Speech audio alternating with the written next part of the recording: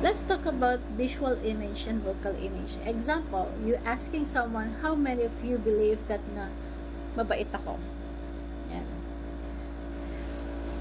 Ilan sa inyo naniniwala na responsable ako?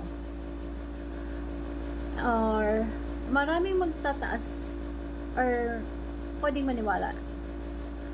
That is a part of what we call the vocal image and the visual image. Visual image meaning kung ano yung nakikita nila. How you look, how you dress, how you stand, and mostly visual.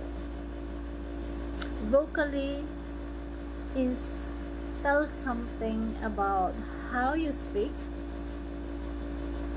kung paano yung tono mo, how sure are you when you are talking. Sometimes they make assumptions, or not sometimes, they really assumptions of who you are based on what they see in your vocal image.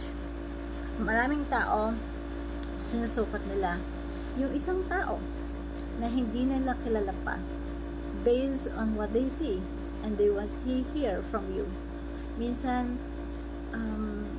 they make assumptions based on the visual image. Kung ano yung nakikita nila, parang matalino tayong tao na to, or parang mayaman tong tao na to, parang asensado, base dun sa kanilang pananamit, sa kanila itsura. And now, when they hear you speak, that's the time that they confirm those assumptions, if it is true or not, those belief, it is true or not. So, nagkakaroon sila ng belief. Naniniwala sila na, responsable to, mayaman to, mabait to. Because of the vocal image of how you speak to them. Forms of a belief in their mind about the personality that you have. Kaya napaka-importante na yung visual image and vocal image.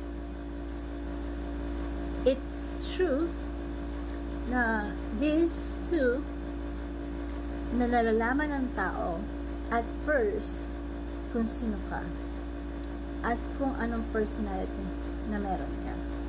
Kaya napaka-importante you nurture these two, the vocal image and the visual image, na parehas mo silang pagtuunan ng pansin.